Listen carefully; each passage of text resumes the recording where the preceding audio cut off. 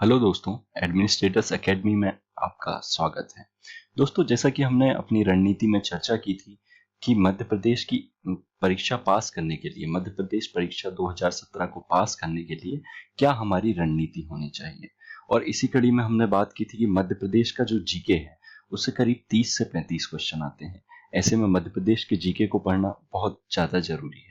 दोस्तों, मध्य प्रदेश के सामान्य अध्ययन में सबसे मुख्य पार्ट जो है, हम शुरू करते हैं संस्कृति से। और संस्कृति का जो पहला चैप्टर है वो है मध्य प्रदेश के साहित्यकार। दोस्तों, मध्य प्रदेश के साहित्यकारों को काल के अनुसार विभाजित किया गया है, जिसमें प्राचीन साहित्यकार, मध्यकालीन साहित्यकार और आधुनिक कालीन साहित्यकार हम देखते हैं। सबसे पहले हमें जानना चाहिए प्राचीन भारत के साहित्यकार। ये काफी महत्वपूर्ण है। दोस्तों, प्राचीन भारत के साहित्यकारों में महाकवि कालिदास का नाम स्वर्णिम अक्षरों में लिखा जाता है। ये उज्जैन के दरबार में थे। साथ ही दोस्तों, इन्होंने काफी रचनाएं की और इनकी रचनाएं जो हैं विश्व प्रसिद्ध हैं। विश्व की 100 बेस्ट लिटरेरी जो रिसोर्सेज हैं या फिर हम कहें कि किताबें हैं, उन किताबों में इनकी अभिज्ञान शाकुंतलम की चर्चा हमेशा की जाती है। दोस्तों, ये गुप्त शासक विक्रमादित्य के 9 रत्नों में से एक थे। इनकी कुछ रचनाओं के बारे में हम जानेंगे, जिनमें सबसे पहले हैं इनके 2 महाकाव्य। महाकाव्य दोस्तों वह होता है जिसमें किसी व्यक्ति के संपूर्ण जीवन की चर्चा की जाती है। रघुवंशम की कहानी जहां रामायण से ली गई है, वहीं कुमार संभवन में जो है शिव एवं पार्वती और एवं कार्तिकेय के जन्म की चर्चा हमें मिलती है। दोस्तों, नाटकों में प्रमुख है मालविकाग्निमित्रम। मालविकाग्निमित्रम इनकी प्रथम रचना थी और इस रचना में हमें अग्निमित्र शुंग एवं शुंग शासनकाल के बारे में जानकारी मिलती है। दोस्तों, अभिज्ञान शाकुंतलम के बारे में हमें विस्तार से जानना चाहिए, क्योंकि यह इनका एक महत्वपूर्ण ग्रंथ है और इसी के कारण जो है कालिदास को हम शेक्सपियर के नाम से भी जानते हैं। दोस्तों, यही वह रचना है जिसे 100 विशेष रचनाओं में रखा गया है, विश्व की 100 प्रसिद्ध एवं प्रमुख रचनाओं में रखा गया है, तथा यही वह रचना है जिसका सर्वप्रथम हिंदी से या संस्कृत से अंग्रेजी में अनुवाद किया गया था। दोस्तों, इसके बाद जो रचना है वह विक्रम उर्वशीयम है। विक्रम उर्वशीयम में राजा विक्रमादित्य एवं उर्वशी की प्रणय गाथा का वर्णन है और इसी के साथ इसमें विक्रमादित्य के काल की जानकारियां भी मिलती हैं कि प्रशासन कैसा था, समाज कैसा था, अर्थव्यवस्थाएं कैसी थी। दोस्तों, इसके बाद है खंडकाव्य। खंडकाव्य में व्यक्ति के जीवन की किसी एक घटना का वर्णन होता है, ना कि उसके जन्म से लेकर मृत्यु तक का वर्णन। दोस्तों, इसमें सबसे पहला है ऋतुसंहार। ऋतुसंहार में इन्होंने विभिन्न ऋतुओं में प्रकृति की स्थिति का वर्णन किया था। क्योंकि दोस्तों, कालिदास जो थे वो हमेशा से प्रकृति के काफी निकट रहे और प्रकृति का सुकुमार कवि होने के कारण ही उन्हें इतना माना जाता है। दोस्तों, अगली जो रचना है मेघदूतम। मेघदूतम में मेघ को दूत के समान प्रस्तुत किया गया है। इसमें एक यक्ष होता है जिसे जिसे एक एक यक्ष होता है जिसे प्रेम हो जाता है और वे यक्ष मेघों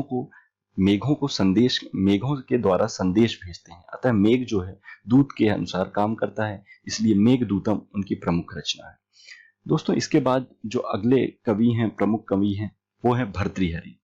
भर्तृहरि राजा विक्रमादित्य जो कि गुप्त शासक थे, उनके बड़े भाई थे और इसके पूर्व उज्जैन में यही शासन किया करते थे। इनका विवाह पिंगला नाम की एक स्त्री के साथ हुआ था, जो कि तीसरा विवाह था और ये उनसे काफी प्रेम में थे। प्रेम में चूंकि इन्हें जो है तथा दोस्तों उनके प्रेम से इनका मोह भंग हो जाने के कारण इन्होंने फिर संन्यास ले लिया और ये यहाँ वहां घूमकर कई रचनाएं करने लगे। इसमें श्रृंगार शतक है पहली रचना। श्रृंगार शतक में दोस्तों 100 दोहे हैं। शतक का मतलब होता है किसी भी 100 रचनाओं का संकलन। श्रृंगार में विभिन्न ऋतुओं के अनुसार नारी की जो स्थितियां होती हैं, महिलाओं की जो स्थितियां होती हैं, उनका वर्णन किया गया है, उनके मन की स्थिति का वर्णन किया गया है। नीति शतक में वहीं नीति के बारे में वर्णन किया गया है कि किस जगह नीति कैसी होनी चाहिए, जीवन में हमें कैसे जीना चाहिए। तथा वैराग्य शतक में मन, आत्मा, परमात्मा या सामान्य व्यक्ति के ईश्वर से मिलन की बात हमें दिखाई देती है। इस प्रकार भर्तृहरि जो है वो एक प्रमुख रचनाकार थे। इन्हीं के नाम पर भर्तृहरि की गुफाएं भी उज्जैन के निकट हमें मिलती हैं। दोस्तों इसके बाद जो हमारे अगले कवि हैं वो हैं भवभूति। भवभूति दोस्तों कन्नौज के शासक यशोवर्मन के दरबार में थे और इनकी जो रचनाएं थी वह थी मालती माधव, महावीर चरित और उत्तर रामचरित। इन रचनाओं के कारण ही दोस्तों इन्हें मिल्टन भी कहा जाता है, साथ ही इन्हें अम्बेक की संज्ञा भी दी जाती है। मालती माधव में एक एक छात्र का वर्णन है जिसे उज्जैन के दरबार की एक मंत्री की जो कन्या होती हैं उनसे प्रेम हो जाता है। इसके बारे में उनके जीवन का वर्णन है। महावीर चरित में राम जी के बारे में वर्णन किया गया है, रामायण से कहानी ली गई है। साथ ही उत्तर रामचरित की जो कहानी है दोस्तों उसमें सीता के राज्य से निष्कासन एवं राज्य में पुनः वापसी तथा राज्य में पुनः वापसी एवं राज सिंहासन पर तथा राम के राज सिंहासन पर पुनः आसीन होने की कहानी मिलती है। दोस्तों इसके बाद जो है बाणभट्ट हैं। बाणभट्ट एक बहुत ही महत्वपूर्ण कवि हैं, महत्वपूर्ण रचनाकार हैं।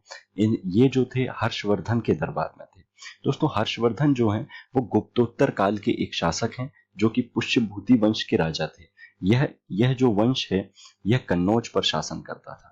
इसीलिए बाणभट्ट भी इनके दरबार में थे और इनके दरबार में होने के कारण राजा की बारे में उन्होंने कई रचनाएं की हैं। इसमें हर्षचरितम इनकी एक प्रमुख रचना है। हर्षचरितम में हर्ष के चरित्र के बारे में तथा तत्कालीन सामाजिक आर्थिक परिस्थितियों के बारे में हमें विशेष जानकारी मिलती है। अतः गुप्तोत्तर काल के बारे में विशेष जानकारी केवल बाणभट्ट की रचना से ही हमें प्राप्त होती है।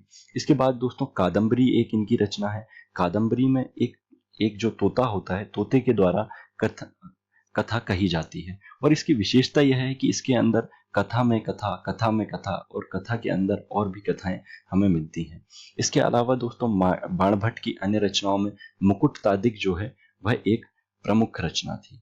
मुकुटतादिक प्रमुख रचना थी। इस प्रकार बाणभट्ट की हर्षचरितम, कादम्बरी एवं मुकुटतादिक प्रमुख रचना थी। तो दोस्तों ये थे मध्य भारत के प्राचीन साहित्यकार। हम अपने अगले वीडियो में देखेंगे कि मध्य भारत के साहित्यकार जो थे वो कौन थे और उन्होंने क्या क्या रचनाएं की थी। अतः दोस्तों आज एडमिनिस्ट्रेटर एकेडमी जो है आपके सामने इसी तरीके के वीडियो पेश करती रहेगी। प्लीज दोस्तों लाइक करें, कमेंट करें एंड सब्सक्राइब करें। और दोस्तों हम सून ही आपको व्हाट्सएप नंबर भी अपना प्रोवाइड करेंगे जहां पर एक व्हाट्सएप ग्रुप में हम और भी पीडीएफ फाइल्स और नोट्स जो हैं आपको देते रहेंगे। साथ ही आपसे जो कन्वर्सेशन है या डाउट्स क्लियरिंग सेशन है वो हम व्हाट्सएप पर किया करेंगे ताकि आप लोगों को एक बेहतर जानकारी संतुलित समय के अंतर्गत उपलब्ध हो पाए। थैंक यू दोस्तों।